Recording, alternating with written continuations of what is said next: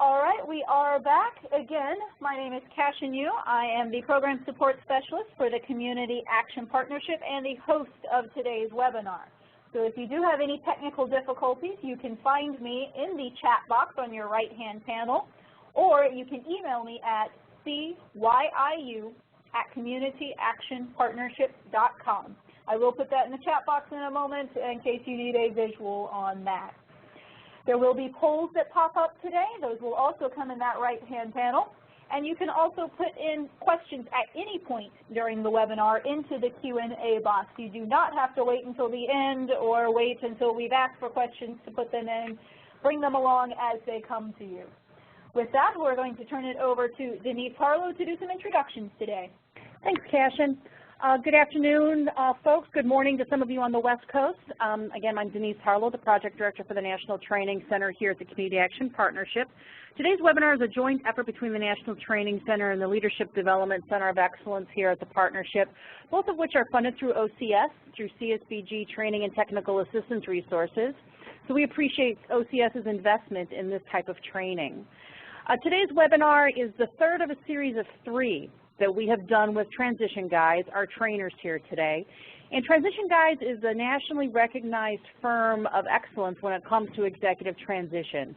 The speakers will talk about their experiences and some of the work they've done with executive transition, but we went directly to Transition Guides because of their historic work in this area and executive transition management. Today's webinar, as I said, is the third of 3. It also will be the public launch, basically, of the third toolkit that was part of this overall package that we worked with Transition Guides. All 3 toolkits are available up at the Community Action Partnership's website under National Training Center or in the CSBG TNTA Resource Center, which is csbgtta.org. We hope you'll, if you haven't seen those toolkits, go out and download them and have them for reference during either today's webinar or following today's webinar. Our 2 speakers today are Lisa Burford and Don Tebby, from Transition Guides. I know they're going to give you a little bit of a background on themselves. Some of you may have been a part of the previous webinars in this series. And Don actually has worked at the Illinois Community Action Association, and Lisa has also done a number of projects with community action and human service organizations across the country. So we're thrilled to have folks on board who understand the challenges that community action, human service organizations have, who understand the impending move of boomers into retirement and what that will mean for organizations as they transition. We're already seeing numbers every day, it seems, of an executive director announcing their retirement. So we need to prepare, pivot, and thrive as a network. So with that, I'm going to turn it over to Don and Lisa. Well, thanks so much. I appreciate it, and thank you for joining us today. Just a little bit more background about Transition Guides from the standpoint of the materials that we're going to be presenting today. Transition Guides was founded about 20 years ago, and we, in addition to doing over 500 nonprofit chief executive and succession planning and sustainability planning projects over the past 20 years, we've also spearheaded 2 major national studies around executive transitions. One was funded by the W.K. Kellogg Foundation and was sponsored by what was known then as Neighborhood Reinvestment. Now it's known as NeighborWorks America, and really looking at the idea of executive transitions in the nonprofit human service arena really seriously for the first time, and that was in the early 1990s. And then about 12 years ago now, we launched a project, about a 3-year project with the Annie Casey Foundation that built on the work that was funded by Kellogg and really built on it and took a broad look at executive transitions and some of the risks involved. Casey, for those of you that may be funded by the Casey Foundation, it's a foundation that makes investments in nonprofits as opposed to soliciting proposals and funding projects. They make long-term investments, particularly in organizations that are focused on children and youth at risk. And they were very concerned about the turnover amongst their grantees, particularly chief executive turnover, and asked us to work with them. And so we brought together a learning community of practitioners from around the country and started looking at the question of how to help nonprofit organizations make that change, how to help them have a better handoff, and how to not only have a better handoff and drive out some of the risk, but is there an opportunity really for us to work with an organization in a way that would actually build its capacity during this leadership transition? As Denise points out, there's a significant number of boomers in the nonprofit, leading nonprofit organizations. If you think about it, a lot of the Great Society programs, many of you probably came in at that point, or some of your colleagues came in at that point, and we're starting to see folks, have seen folks transition out over the past few years. And there's a huge number of boomers that are going to be transitioning out in the next few years. So the whole idea here with this particular aspect of the toolkit is to try and help your boards do a better job of identifying your successor, planning for that transition, and to have a better outcome from the transition process to better support the executive. And we're going to really dig into that deeply today. Lisa and I met about, almost 10 years ago when we first started putting together transition guides, and we've done a number of projects together, and working with chief executives and boards, managing transitions and succession projects and so forth. And I really have thoroughly enjoyed working with Lisa, just tremendous body of experience and particularly in working with boards. And my background, as Denise mentioned, I worked with the Illinois Community Action Association in the late 1980s, and after that have worked as a nonprofit chief executive, and then about 1993 started doing consulting work and started doing executive transitions for nonprofits. And I've also written a number of pieces for different organizations, including Lisa and I collaborate together on the toolkits that Denise mentioned, but also wrote a book for BoardSource called the Nonprofit Chief Executive Transitions and How to Hire and Support a Nonprofit CEO. So I hope that you will feel like you're in good hands today in terms of the material that we had to present. As Denise mentioned, this is the final of a series of 3 webinars. The first one was around organizational sustainability, and I'm not going to talk about the webinar, but I really would just like to make a pitch for the content and how it relates to what we're going to be talking about today. One of the things that we recognize as we worked with executives over the years is that an executive transition really is a multi-year process. For those of you that may be thinking about retirement or thinking about moving on at some point in the future, there's typically kind of a change in the quality of your relationship with the organization, and that's okay. That's that's just part of human nature, part of leading an organization. And the reality is that it is a multi-year process that begins with maybe your private musings about the transition process, and really carries into the hiring of your successor and onboarding of your successor. And that's whether you're a nonprofit chief executive or a staff person in another position in a nonprofit. Those things still apply. It takes some time to do that onboarding process. And so the idea around organizational sustainability, that toolkit focuses on helping you as staff members, as chief executives, as board members, to look at how can you strengthen your community action agency overall, irregardless of leadership succession, but how can you really strengthen your organization? And it really looks at 4 critical elements of sustainability: the organization's business model and its business strategy. Do you have a business model that has some, life in front of it, some runtime in front of it? And do you have a strategy that positions the organization for the future? And so that's one area we look at. The second area we look at is leadership, both board and executive leadership. And do you have a really strong board in place that's really a high-value asset to the organization? Do you have a staff leadership team in place that really fits the current and future leadership needs of the organization. Then we also look at resources and culture.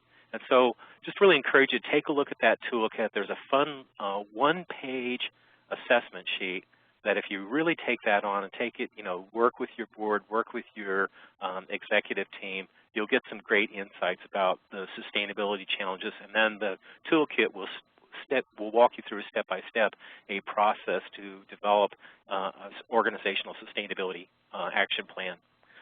The second piece in the series is the piece on succession planning. The sustainability toolkit looks at the organization overall.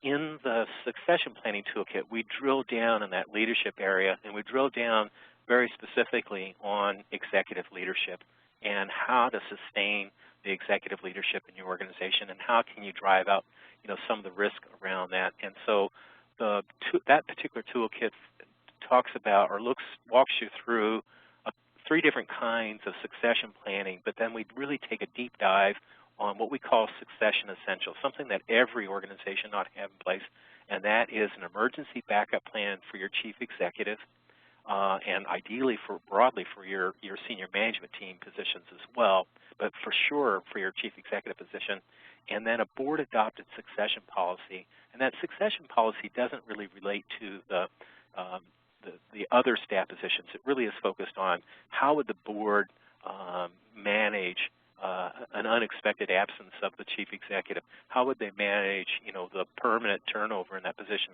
in a retirement situation or executive otherwise leaving the position? That succession policy really, truly, yes, it results in a piece of paper, but the most important thing is it should elevate the board's competency around executive transition. So these things all fit together. The sustainability toolkit is really going to help you take a step back and really look at, now, particularly for those of you that are, going to have a chief executive transition happening in a few years, really help you strengthen the organization ahead of that transition. The succession planning toolkit really is going to get in and, unpack the chief executive's job and really, look at what all is packed in there, unpack that job, and really look at how can you make that job more doable and more sustainable. And then that leads us up to the topic today, which is executive transition management.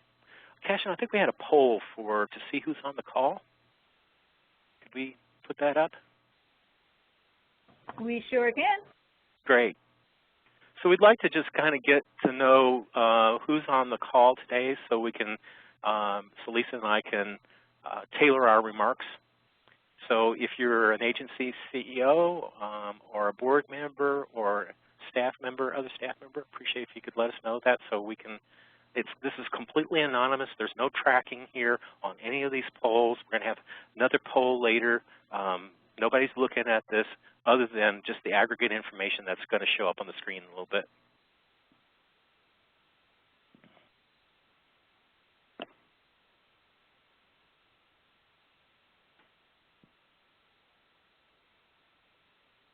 So while we're waiting for that for you to click on that, I'll just talk a little bit about today's agenda. We're going to provide an overview of executive transition management and the definition of it. We'll get into what the process actually looks like in the 3 phases of executive transition management. We'll talk a little bit about transition readiness, both the organizational and personal readiness, and then we'll have some time to open it up for questions. And throughout, Lisa and I are going to talk a little bit about how the guide relates to this, because the guide really walks you through this stuff step by step. Do we have the results yet? We do. Those were just posted for you. Okay, great, great. So it looks like we have no board members today, but we have, looks like about a third are CEOs, a third staff members, and a third prefer to remain anonymous. And that's okay. That's okay. All right. Well, great, great. That helps us shape and mold the remarks then.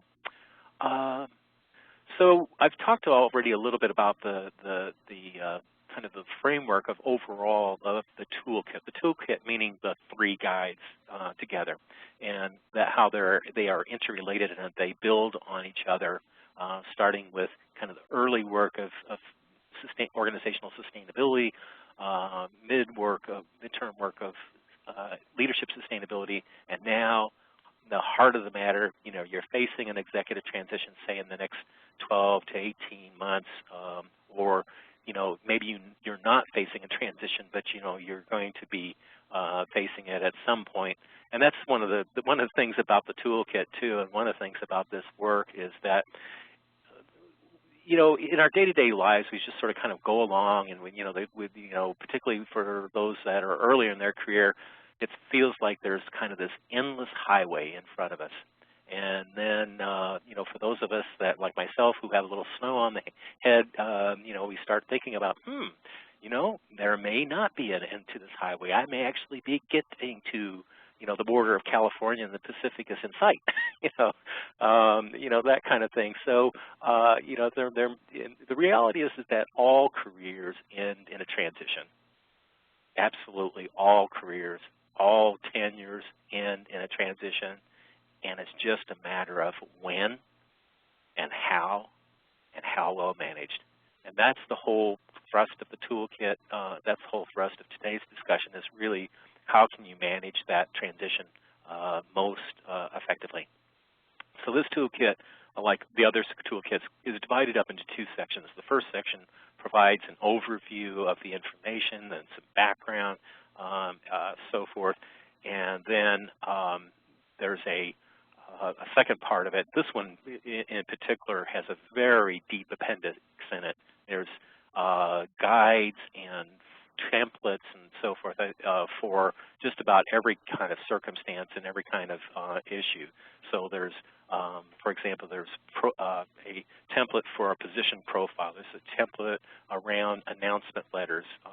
There's templates for all of the various aspects of the search process. We really tried to create a toolkit that really would support your board, support your search committee as they work through an executive transition. So I'm going to turn it over to Lisa in a moment, but before we do, I'm wondering if we could put the second poll up. Again, the poll is completely anonymous.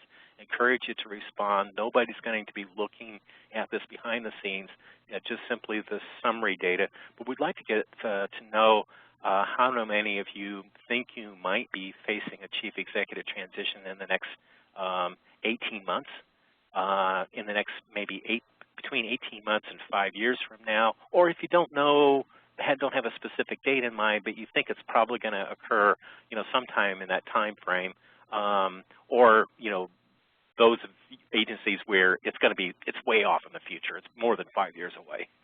If we could ask you to respond to that. Again, this is completely anonymous. No one's looking at this data other than what you see on the screen there.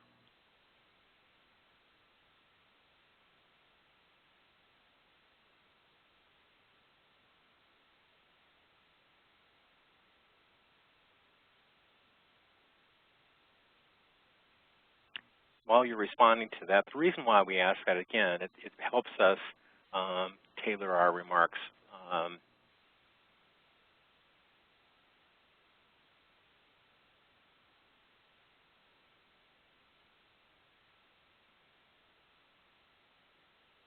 Do I hear a drum roll? We'll be able to post them in just a second. The poll just ended. All right, great, wonderful. I'm not trying to rush you, just I'm anxious to see what, all right, okay. Wow, there's about 6 of you that are, in that next 18 months category, another 5 that are in the 18 months to 5 years. About a quarter of you are more than 5 years, and then about a quarter of you prefer to remain anonymous on this question. Okay, great. Well, thank you. That helps us really, zero in on how we can make our remarks most appropriate. Well, I'm going to turn it over to Lisa now to talk about what is an executive transition and take us through some of the content. So, Lisa, I'm passing the baton to you right now. Behind the scenes here, we have to do a little something to switch presenters because we're at different locations. Okay. Thank you. Thank you, Don. So this topic of executive transition. We define executive transition as that period of time when the executive decides to leave, or in some cases the board decides that the executive will leave, and it goes until the first full budget cycle of the organization in having the new executive at the helm. So it's important to look at executive transition being all of the things that happen during that time. A lot of the times when an organization looks at bringing in a new CEO, their first thought is, we need a warm body. Someone's leaving, bring in a new body who can do their job, and let's move on. Executive transition management is broader than that. We take a three-phase approach and a holistic management of the entire process, which includes departure, recruitment, and onboarding. So what I'd like to talk to you about is what that three-phase approach looks like, what those steps are, and then the things that you can expect during that time. As Don mentioned, Transition Guides has been doing executive transition management work for a long time, and so we have the stories and the war wounds from it, and certainly to share sort of what you can anticipate and some best practices, some things to be aware of, potential conflict areas. We've included that in our templates, in our in the toolkit. A lot of the information that we're saying to you is coming from that perspective. So we want to look at executive transition management as the larger piece of an executive leaving and then an executive getting into the organization, settling down, getting to know the board and the staff and the operations for at least a year. So that's the process that we're talking about. Lisa, yes. If I could chime in on that, because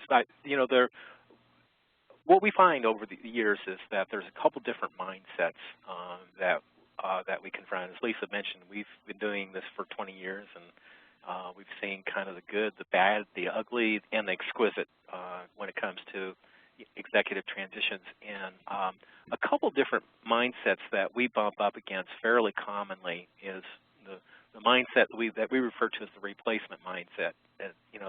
The mindset among board members in particular that looks at this stuff and says, oh, we don't need all this complicated, process, and we'll just, when Bill leaves, we'll hire somebody, and that'll be that. And that certainly is one approach to it. And but the reality is that if you look at the data out there, Daring to Lead study's been there's been a couple different versions of that, and there's been this big national poll of nonprofit leaders. And what they found is that fully a third of current executives, people that are in the chief executive position now, followed somebody who was fired or forced out. A third of these folks followed somebody who had been fired or forced out. So clearly, we've got something to learn about how to manage this process. And so the framework that we're presenting today, we're not saying this is the answer, that this is the holy grail, but it's pretty darn good. It's not perfect, but it's pretty darn good. We've been able to take that third, actually 34% number down to about 9%. So this stuff that we're presenting really does drive out the risk. The second mindset that we bump up against is, quite frankly, fear. When an executive starts to talk with their board, and particularly if you haven't done succession planning, you haven't kind of warmed the board up, increased their transition competency with some of the other tools that we from the other parts of the toolkit, like succession planning or sustainability planning, they immediately leap to fear. Oftentimes, we get these phone calls. This is so-and-so, I'm the board chair of XYZ nonprofit. Our board, our executive director announced last night that she's leaving, and we've been talking and chatting along, and I can guarantee you, within 2 minutes into the call, now just exactly how quickly could you help us find some, her successor or her replacement? And, the people, board members, when they haven't been prepared with succession planning, typically freak out a little bit on some level. It's like, oh my God, this is actually going to happen. It's going to be a lot of work. What are we going to do? And so the sustainability planning and the succession planning really can help deal with that. The tools that we're presenting here can help with that. And it's especially important for those of you that are founders or long-term or executives, or what we call founder-like executives, agency directors, CAP agency directors that have really transformed their community action agency. It's really especially important because oftentimes the people that follow you're hard to replace. And we can go into why around that, but let's just say for now, experience has demonstrated you're hard to replace, and oftentimes the person who follows you is what we call an unintended interim. They're hired, as a permanent successor with all the right intentions and so forth, but the board really hasn't, done its homework. They've freaked out. They've tried to, they just go out and dust off the job description and get the ads in the paper and don't really kind of take a step back and take this more planful approach that we're talking about here. And, and they get what they get. Sometimes it works and sometimes it doesn't. And the reality is that at least in a third of the situations, it doesn't work. So back over to you, Lisa. I just wanted to make a few points about why this stuff is important, why you should invest the time, or why you should take that toolkit and take it on. Sure. Thank you. So when we talk about, as Don mentioned, the idea of this being, a difficult time for the organization, we like to use this model here, which was done by William Bridges, and it's found in his book, Managing Transitions. But it helps to sort of, it's a great visual to show how some people come to terms with change. So first of all, the idea that when there is, in this case, a transition of the executive, we're talking about an ending. Something is ending. Someone is leaving the organization. Their tenure at the organization is gone. The way they used to do things is over. And then at some point, there'll be a new beginning. But what's crucial to think about is that neutral zone, that zone in the middle, which is where people are sort of confused, trying to figure out, what's happening to me, what's happening to this organization, what's happening to my role at this organization, just a lot of confusion. Ultimately, you get to that point of the new beginning where everyone is now on board. They have a new commitment to the organization. They're clear. They have new energy and a sense of purpose. The important thing to note about this model of coming to terms with the change has to do with the neutral zone and how long people stay there and where someone may be. One example of this is getting into a swimming pool. Some people get into the swimming pool and they just dive right in, cannonball, they're there. Others stick their toe in and then they kind of hang around for a while, then get an ankle and then slowly move forward. This is that same process for transition. Some people say, Bob left, good for him, let's move forward, let's hire someone. Others need to lament about Bob leaving and what that means and so on. So this is a process that organizations go through, and it's a process that you want to respect as you look at executive transition management, because the staff sometimes has a slower process to go through in terms of coming to term with change sometimes than the board does. The board may want to say, come on, let's hire the new person, while the staff are still letting go of, the chief executive. So understanding that that happens within an organization allows you to be sensitive to the challenges that the organization is facing. Yeah, Lisa, I think that's a great framework, and one of the points I would emphasize is that it has obvious implications for how the announcement is handled, and really making sure that, and I think what happens, what we see oftentimes is executives underestimate the impact that their departure announcement makes on the organization, particularly long-term executives, don't recognize that, wow, this is for some staff members, this is, kind of shaking them to the core because their professional livelihood and, they oftentimes they drive a great deal of, safety and security, knowing that, this beloved person is at the helm, and, it kind of shakes them up a little bit and puts them really into that neutral zone. It's like, oh my God, are we going to have a job? Is the board going to be able to find a good successor, so on and so forth. So it really, it calls upon you really to be careful about the communications, how the announcement is made, and also the communications process throughout the search. Thank you. So we'll talk more about each of these stages, but just to give you an overview of executive transition management and what the stages are, there is prepare, which is getting the organization together and looking at alignment around the critical factors that you'll get into when you need to do the search. There is the search itself, which is the recruitment and screening and selection and hiring of the person. And then there's the onboarding. It's once they get on, providing a sufficient orientation to them, to the staff, to the community, to the board, to the partners, to the funders. All of that work is considered onboarding. So when we talk about this process, there are critical steps in each one of these stages that need to be tended to as you look at executive transition management, and the overall outcome is the increased capacity to deliver the organization's mission under new leadership. And what we found is that if you sort of try to slack off on any of these areas, you're jeopardizing one of the others. So the prepare phase, and we mentioned this already, the idea of getting the organization ready for this transition, very important. While some may want to say, let's just get this person out on Friday and have the new one on Monday. There are a number of things that need to happen in that prepare phase to make sure that the organization is ready to receive the new leader, and that the organization is one that is ready for the new leader to come in, implement their ideas, make appropriate changes for the organization, and that the staff and the board are ready and in a place where they can hear that.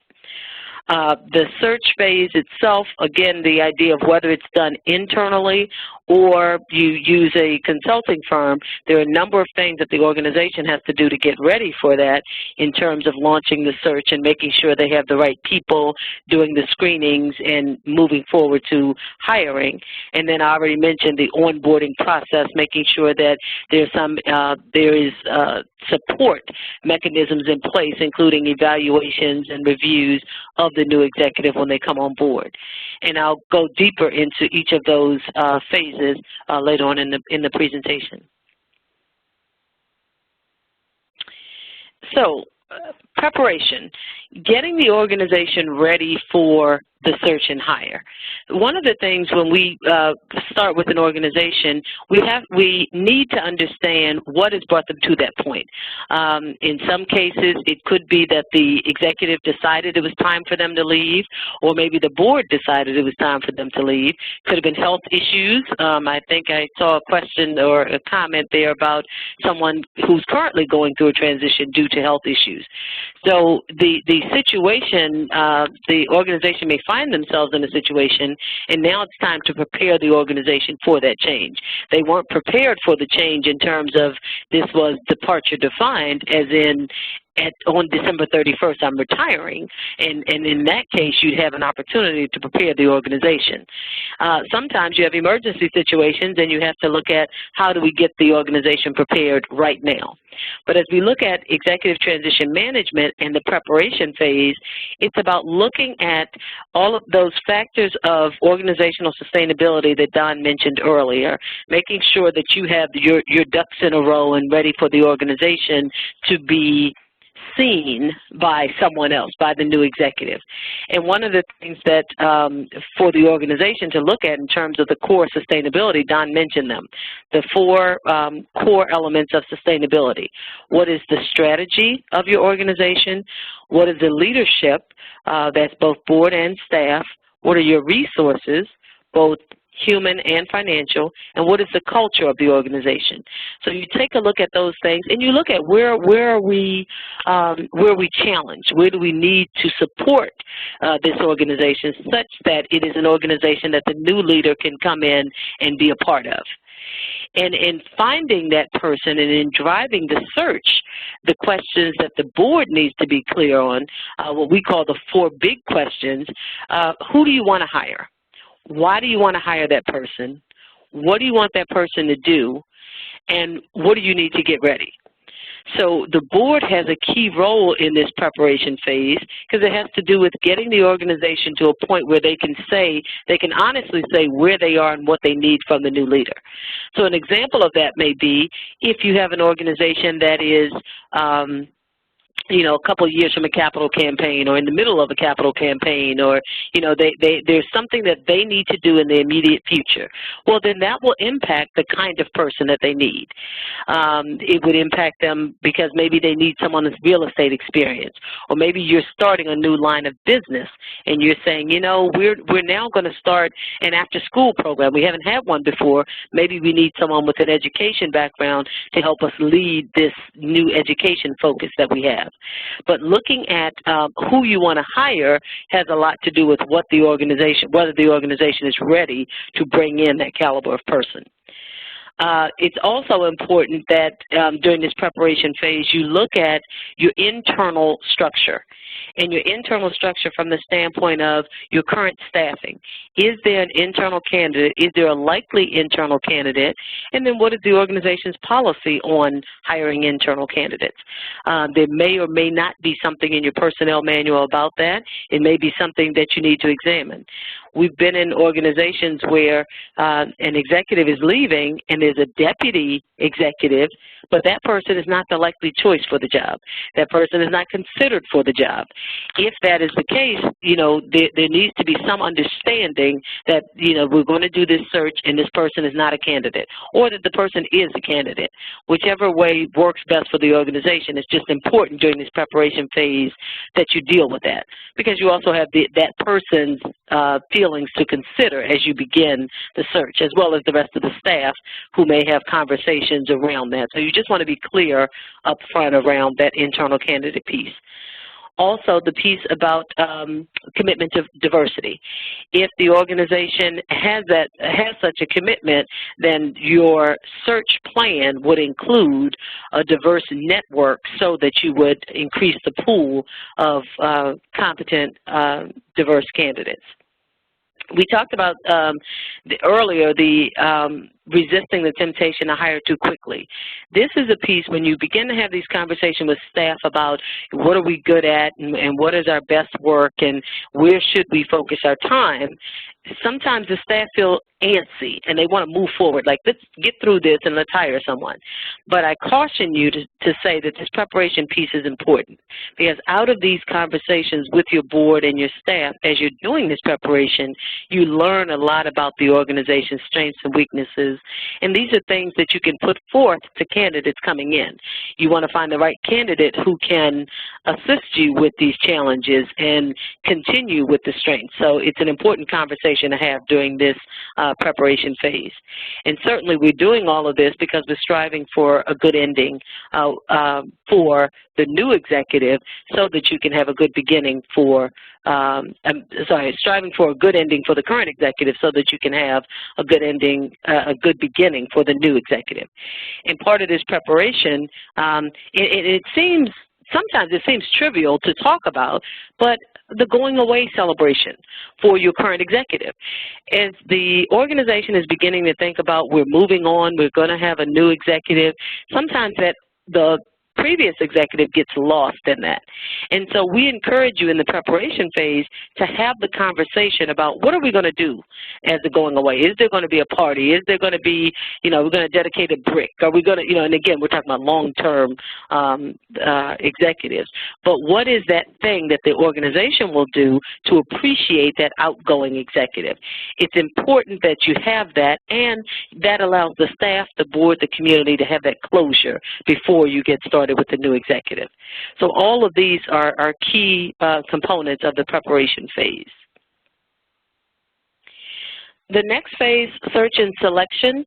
When we talk about this, so now we have the organization ready. We know what the organization is. We know who you're looking for. We know why we're hiring that person. We know the strengths and weaknesses of the current operation, and we know a little about the, the future, the priorities for the future. Given that, we now want to create your position profile. And I caution you again, when we ask this question about is there a job description, people say, well, yeah, I think I created one 15, 16 years ago. Let me get it. Well, that's not what we're talking about. We're talking about let's look at your current operation, let's look at the current responsibilities of your executive, and create a position profile that looks like the job that the executive is doing currently, not what they were hired to do many years ago. So we need a clear position profile that outlines the priorities of the job and the key responsibilities. And in order to get that, you start with that old job description, but then you may go to the executive's calendar and say, what are the kind of things you do on a given day or in a given week? What committees do you belong to? What meetings do you have to go to? What task force are you a part of? That gives you a deeper sense of what their role is, and you want to make sure that those relationships get transferred to the new executive, or in some cases, other staff, because they may be things that ended up on that executive's plate that didn't actually belong there. So the exercise of getting that clear position profile, a lot of the times, ends up with taking some of those responsibilities off of their plate and repositioning them where they belong with other staff or within the organization. You also, through this phase, want to look at a search plan. It's important to look at how are we going to find the person that we need. We talked about the skills that they need. We talked about, whether there's a commitment to diversity. Well, how do we get all of that and make sure it happens? Again, whether it's you're doing it internally or you have an external person doing it, somewhere there has to be a plan for how we're going to get this person in. We're going to go to newspapers. We're going to go to online sites. We're going to pay X number of dollars for this. It's important to understand that this may cost you something if you do, online at CEO searches or, Monster or Idealist or whatever it may be. Monster, well, that's another issue, whether, you have the capacity to deal with the volume of resumes that you may get in. But in any case, there needs to be some kind of search plan that reviews how you're going to market the position. And then to conduct a strategic outreach so that you get a pool of diverse candidates to select from. It's important that this selection phase includes a multi-stage process that allows you to vet the candidates on one hand, and then an interview, a face-to-face interview, later on in the process. So you could do telephone vetting, you could do, a survey type thing, for initial candidates, and then you may even want to do your first interview via telephone, depending on where you are and where the candidate is.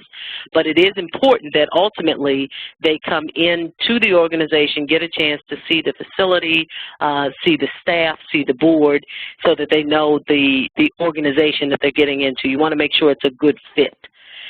You want to engage the staff in the process, but not in the interviews. You want to find a way that the candidate gets a sense of the staff, and so maybe it's a meet and greet for coffee, maybe it's an evening social event. You want them to see the staff, but you don't want the staff to feel like they are actually interviewing and making the decisions. That's a board decision, and you want to keep the staff from that, from thinking that they have the ultimate power to make that decision, but you do want to engage them and allow them to share maybe their insights on some of the candidates. During the selection process, the search and selection process, it's also key that you identify and address any legacy issues that, surround the organization, and make sure that's shared with the new leader. So it could be, some issues around the person leaving, some history about the organization's past. Any of that information, you have to find a way to share that information with the new executive and pull together and try to wrap up that process during the search and selection process. Lisa, why don't we share a little bit about some of the risk factors around that second stage, because there are a variety of them. Like you just pointed out, the not being transparent enough with the candidates. You know, there are oftentimes, when we mentioned earlier the work that we did with the Casey Foundation, one of the many different groups that we interviewed or surveyed was organizations that have had a failed search where the executive left prematurely, and it generally boiled down to one of three things, or a combination of the three things. One had to do something with salary. That the salary, they came in thinking, I'm going to do some good work, and I'll be able to get my salary up, and they get that first paycheck and realize, man, I don't think I can really live on this, or there's something about salary. Second area has to do with they felt at odds with the board over strategic direction of the organization. So you really want to get your board crystal clear about the strategic direction over the next few years and how that breaks down into some priorities for the first 12 to 18 months of the new executive's tenure. And then the third factor had to do with they felt misled about the job, that there was, and boards rarely will overtly mislead a candidate, but you can mislead through errors of omission. And so you really want to be what I would characterize as aspirationally transparent. Every organization is going to have issues, and sometimes boards kind of clam up and they think, oh, well, we can't share that. That'll make us look bad, or we're not a perfect organization. Well, guess what? I've worked with probably 500 to 600 organizations over my 20 years, and I haven't found a perfect one yet. There are some that are better than others, but, every organization is going to have its issues, and you want to be transparent about that. So, if somebody's going to blink, you want them to blink at the candidate stage or while you're doing your interview process rather than 5-6 weeks into the job after, everybody's, thinking, well, gosh, we made a great hire and we're, down the road here, and then whoopsie, it didn't work out. So there's a number of different risk factors, but those are, some of the most prominent ones in that search and selection stage. Back to you, Lisa. Thanks, Don. The last phase, the onboarding. So when we talk about onboarding, we're talking about the new executive beginning the job with an appropriate announcement being sent out to partner organizations, the community, friends of the organization, so that certainly the people know that they're there, know that a change has happened. In some cases, and again, depending on your budget, maybe a celebration. Maybe there's some activity that is happening, and the person gets announced at that organization. You may have a luncheon, you may have, some kind of event, and this is their first event. But you want to make sure that the community has an opportunity to see and welcome your new executive. And then that a solid orientation is planned. And that orientation includes the material they get as well as the people they get to talk to. So some kind of, binder that has a number of documents related to the organization, certainly, bylaws and minutes from meetings and things like that, org charts, staffing, position descriptions, and there's a whole list of, items that should be part of that orientation. But then there's also looking at how you schedule the new executive's time to meet with the staff, one-on-one meetings with the staff, meetings with the board, some of the committees. It's important that they immediately get an opportunity to delve into the organization when they get started, and then they'll have, certainly more questions, but the onboarding process is just making sure that these things are scheduled. One way to do that is a 90-day entry plan. So when we look at that 90-day entry plan, it's an opportunity for the board and the board initially to look at what do we want this person to do, what's critical for them to do in their first 90 days, and this gives them a guideline. Now, that being said, the executive comes in and they begin down this 90-day entry plan path, and they may see some other things that need to be done, and so it can certainly be amended. But it is helpful when the executive comes in for the first day that they have some sense of what the board expects from them and some of the tasks that need to happen.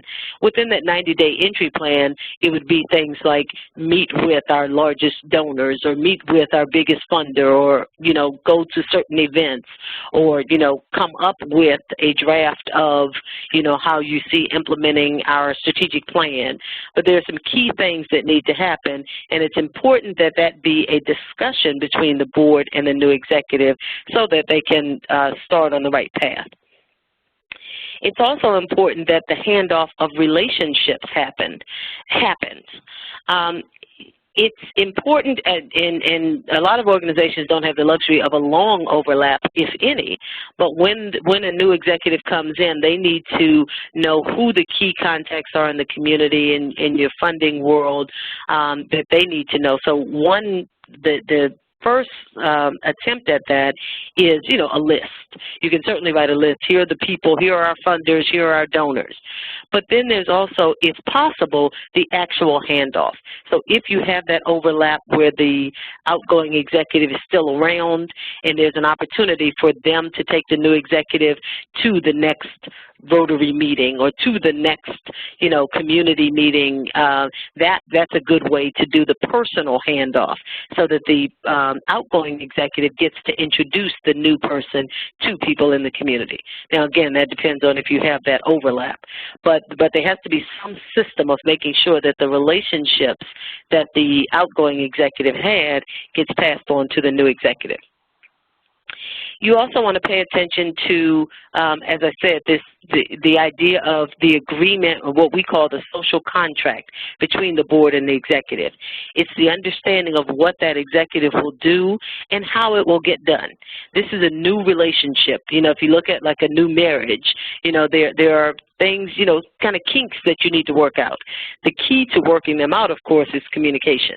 So during that time of looking at that social contract between the board and executive, you need to get clear on what are these priorities for the first year, year and a half. What is it that you want me to focus on? What are the clear roles and responsibilities and expectations of each? Because if I came from a small nonprofit, or I came from a nonprofit that doesn't work like this one, I may know of a board executive relationship to be one that is hands-off. And I may be coming into an organization where the board is hands-on. That's a shift, but we need to make clear those expectations around the level of engagement on each person's part. Also, in terms of establishing the performance monitoring and evaluation, we believe it's very, very important for the new executive to have critical benchmarks at which their performance is discussed with the board. So you first come in, you're getting to know the organization, getting to know what's expected of you. At 30 days, just check in. Just do a review of how are things going, are we on the right path? We talked about our 90-day entry plan, we talked about priorities, but how's it going so far? You're 30 days into the job. Now, at 6 months, let's go back. Let's review what you were going to do, what you have done, and what it looks like moving forward. At that point, it's an opportunity to adjust some of the priorities, maybe some of the work that you're planning based on what has happened. And then certainly at the 1-year mark, you're doing an annual evaluation. And it's important that this annual evaluation is measuring things that came from your position description, because your position description is what you told me to do, and then a year from now, you can ask me, did I do it? And so you want to have quantifiable and measurable outcomes in this position description so that when it's time to do the evaluation, you can look honestly to see if these things have been done. So your onboarding process includes all of those things that allow the new executive to come in, receive a proper orientation, and then receive support up until they're, you know, at least a year into the job. That's the onboarding phase of a new executive. Lisa, if I could chime in make a distinction between the position profile and the position description. I think when you were talking about the priorities, you were speaking to the position profile. And the difference between the two of those things is the position description, the job description, is usually primarily an internal document that really focuses on the the nature of the job. It really is a job description, and but a position profile is something quite different. It really it may talk about the key responsibilities. Usually, it kind of summarizes the key responsibilities, but it also gives some background for about the organization, about the leadership opportunity.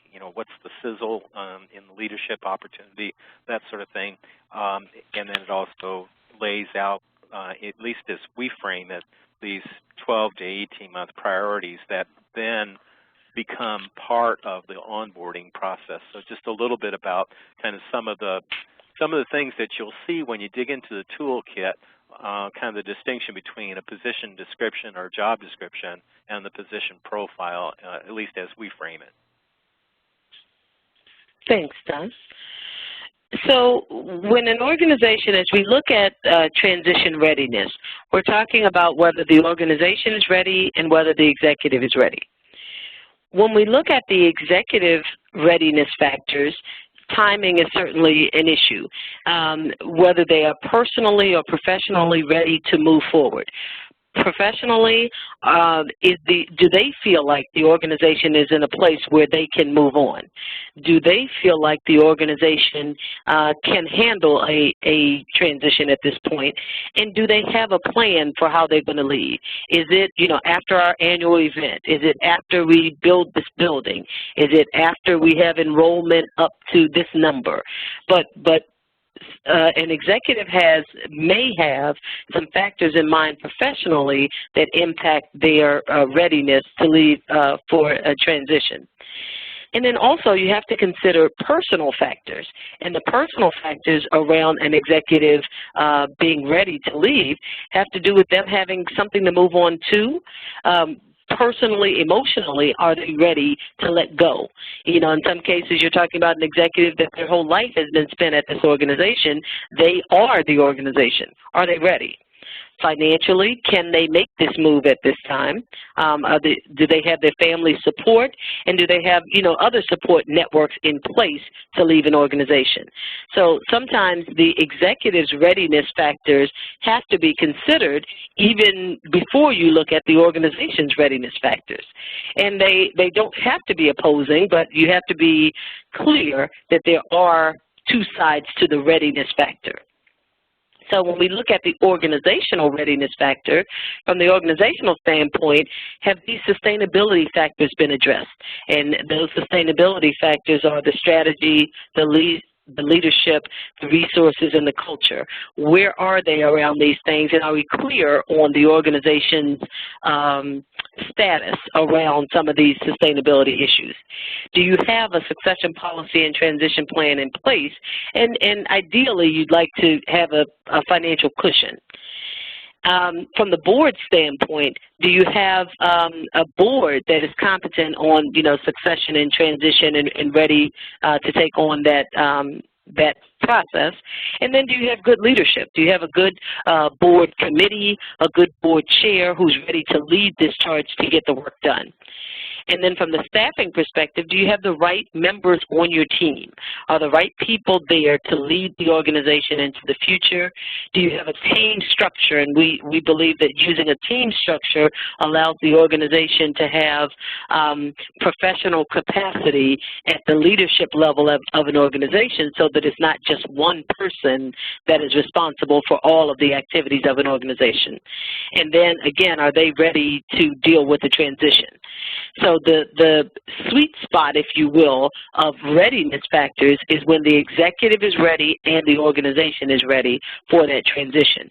And I think it's important to look at this chart from the standpoint of, the low to high for each, the executive and the organization, and finding that opportunity where it's a good time for the executive to leave and it's a good time for the organization to let go of that executive. And there's some work that needs to be done to make it so if you're low in any of those areas.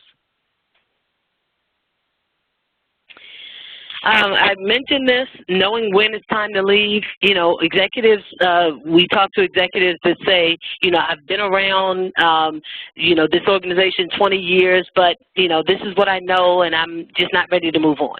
So you really have to explore that, are they personally ready to move on? And then the other question for some of you who may be executives thinking about transitioning, ask yourself, are you still the right leader for the organization? If you had to apply for your job right now, could you get the job? Do you fit the current and future leadership needs of the organization? That's a hard question to ask, but when we're talking about executive transition management, that's the conversation that the executive needs to have with themselves, and certainly the board needs to have with the executive. When we talk about organizational planning, preparing for an organization's transition, I mentioned the big four of sustainability: strategy, leadership, resources, and culture, making sure that the organization has a handle on all of these core elements. Looking at the barriers to executive readiness. So if you have an executive who feels like I can't leave because I don't have anyone who can take the job, or if they feel like I can't leave because I haven't gotten us this $1 million, you know, grant yet, or I can't leave because, you know, whatever their reasons may be, this could be what's stopping the executive from moving forward, and the organization will suffer because of it. So when you look at organizational planning, think about these factors, but also think about how you can assist the executive who may be stuck in some of these areas. Another thing to think about as you're looking at organizational planning is, we talked about the job description, and when you begin to look at the job description, you have to think about whether it is doable. A lot of times the CEOs are carrying a load that is, you know, just about impossible for any human. So you certainly can't pass that on to another executive. So you first have to make the job doable and look at what are these responsibilities of the CEO and who else can do them. How can I share in these responsibilities such that it is a doable job for the next executive? Another issue in dealing with organizational planning is the salary. In some instances, you have an executive that has worked many years at a certain salary. So their salary has increased, you know, maybe very little over the years. Well, when you do a compensation research survey, you realize the new job, you know, may be $30,000, $40,000, $50,000 more. Where does that come from? How does an organization come up with that? Again, these are the things that you have to consider during this organizational planning phase. This is the timeline for an executive transition, and I won't get into all the details, but just to say, as you look at the executive transition, there is an expected timeline of preparing the organization, the search, and then moving forward. And what we at Transition Guides call Prepare, Pivot, and Thrive follows those stages that I talked about earlier in preparing the organization, doing the search, and then the onboarding. And depending on how ready the organization is for a transition, that will depend on how long it takes for some of these phases. And we asked the question earlier about, you know, how far out are some of you looking in terms of your transition? Well, within, you know, 18 months, you know, here's what your time frame may look like. Or if it's 5 years from now, you wouldn't want to start any of this. You may spend the next couple of years just in the prepare phase if your time frame is 5 years out. So for some of you who are in it right now, in a transition right now, it's just a matter of looking back through these to make sure you've paid attention to some of these phases that are listed here. Lisa, yes. If I could mention that for those of you that are in a transition right now, if there are anyone, please, you know, if you have questions, feel free to put them in the question box there. But for those of you that are going through a transition right now and may not want to raise questions on the call here or in this webinar, we'd be happy to have a conversation with you offline. No meter running. Just as a way of maybe helping you if there's a specific question that you'd prefer not to air in public. So if you just email Cashin, she'll give you our contact information. And it also is on the front of the slide presentation, the slide deck. It's also in the toolkit. Truly, we try to operate from a spirit of generosity, and very much happy to respond to any of the follow-up questions that you may not necessarily want to raise in this more public forum. Great. I'm sorry, Lisa, back to you. No, thank you. So the last slide I will talk about is this is just a summary of the phases of the executive transition management process, just a shortened version to keep in mind what work goes into each of the phases. Don, you want to talk about resources? And certainly, if there are any questions, please feel free to type them in, or as Don mentioned, to email them to us separate. Thanks, Lisa. So obviously, the first resource I want to mention is the toolkits. They're really, hopefully they're very good.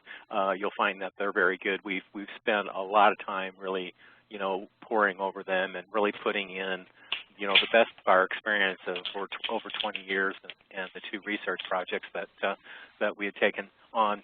There's a couple things that, as follow-ups, that you may want to be aware of. There's as I mentioned earlier in the webinar, we have a long-term relationship with the Annie Casey Foundation, and we developed a program we call Next Steps. It's a 2-day intensive program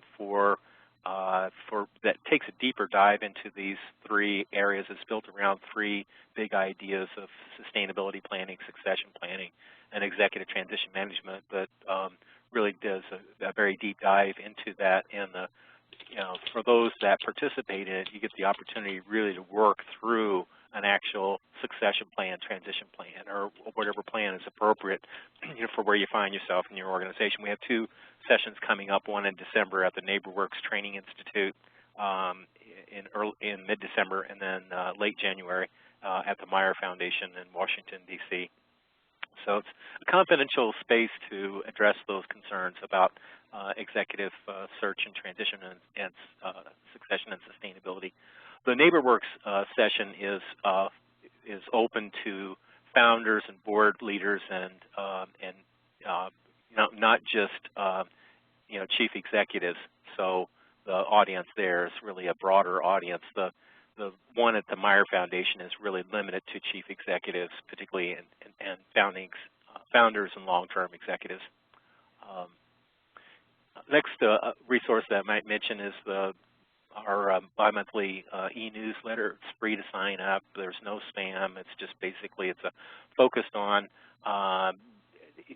helping you through stories of organizations that have gone through transitions and other kinds of news and information that are related to executive transitions and succession. We were involved in developing a set of monographs for the Casey Foundation. They're free at our website. Just if you go to transitionguides.com and go to the resources section, you'll find them there. And then a couple books that are available. This is the book that I wrote for BoardSource. It's really meant to be the board's guide to chief executive transitions. And then there's also my business partner Tom Adams' book which takes a broader treatment on transition and development. It talks about transition, but it's really meant to be more of a comprehensive guide to the entire transition process. So any questions that we can answer for you?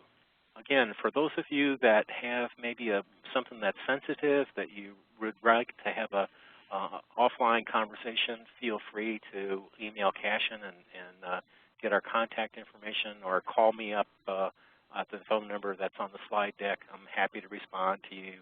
No meter running, no expectation, just other than be able to answer your question. Lisa, I wonder if we might talk about, while we're waiting for folks if they've got any questions, to talk a little bit about some of the other risk factors biggest risk factors that you've seen in the projects that you've worked on. In terms of risk factors for the organization? Yeah, like somebody on the call mentioned that, or somebody on the webinar mentioned that they're going through a transition because of an emergency health situation, and so obviously that would be a very real life issue for having, or a real life call for having an emergency backup plan in place. We don't like to think about that stuff. We kind of think that there's this endless highway, in front of us, and we're not necessarily looking for the exit ramps, but sometimes the exit ramps come find us. So having that emergency backup plan in place is important. We refer to that as the running off to Tahiti with the love of your life plan. You win the lottery, you run off to Tahiti on a moment's notice. What would your board do? Other risk factors that you're thinking of, Lisa? Well, I think the risk factor is losing staff during this time due to miscommunication or no communication, lack of communication around what's next. It can be a tense time for the organization, and I think it's just important to have open communication throughout the process so that the staff can feel comforted that they do have an organization, they do have employment, and the board can feel like, we are doing our job. We're being asked to step up in a new way, but we are doing our job, and we do have a plan to move to the next level. I think that's the biggest risk factor as you go through this, the lack of energy from the rest of the team, the existing staff and board, to keep this going, and then the momentum of the organization being lost in the shuffle. I think that's a great point. I pulled up the Bridges slide because I think it really speaks to really supports what you're talking about. What we find is that oftentimes that there's a kind of a lag time that the search committee is out here. They're interviewing candidates and they're starting to get excited about them, and they're starting to see some new possibilities for the organization. And then the board's back here. They're getting reports from the search committee, but they're not being, they're not necessarily in the interviews and getting excited. And then sometimes the poor staff is way back here. They're kept in the dark like mushrooms and, not communicated with. So I think what the Bridges work argues for is really having some good, solid communications. You're not going to you want to give the staff the blow-by-blow on all of the details, but you certainly want to keep them informed. And there are two watchwords that we encourage you to take on relative to the staff, and that's empathy and assurance. Empathy, that particularly at this beginning stage of the process, that you're really hearing the staff out, that there's some board members that are, sitting with the staff maybe in a small group setting or something like that, to really hear, how this is landing for them, because you don't want staff to vote, with their feet, right, during this transition process. And the assurance piece is obviously giving them, making sure that there's a good, solid game plan in place that they can, put their confidence behind. Any questions? I haven't seen any other questions that have come in, though as mentioned before, you are welcome to send them to me. You can use the contact info at the beginning. You can also use the discussion forum at the CSBG TNTA Resource Center. Just to kind of head off a lot of the common questions that we do see coming in, yes, this is being recorded and it will be available, and there will be a PDF of the slides available on the TNTA Resource Center as well. That's at www.csbgtta.org. We also do try to cross-post a lot of these things on the partnership's website. There will be an evaluation that pops up at the end. We do appreciate your feedback on that, both on the webinar itself, how everything went today, as well as giving us ideas for what you'd like to see out of future trainings. As far as what's next up for the National Training Center, we have a webinar on the 31st on Halloween at 2 p.m. Eastern, and that's on collaboration checkup, assessing and improving your community partnerships. That is with Dr. Mooney of the Roma Project and around our fourth national goal And there is a guide that will be coming out soon, so consider that webinar a bit of a sneak peek, I guess, if you will. Let's do one last check to see if anything else has come in.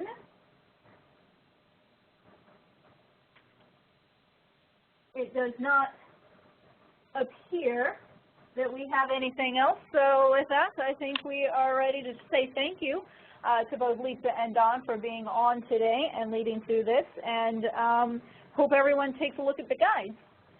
Any last parting words from either of you? I just want to say thank you.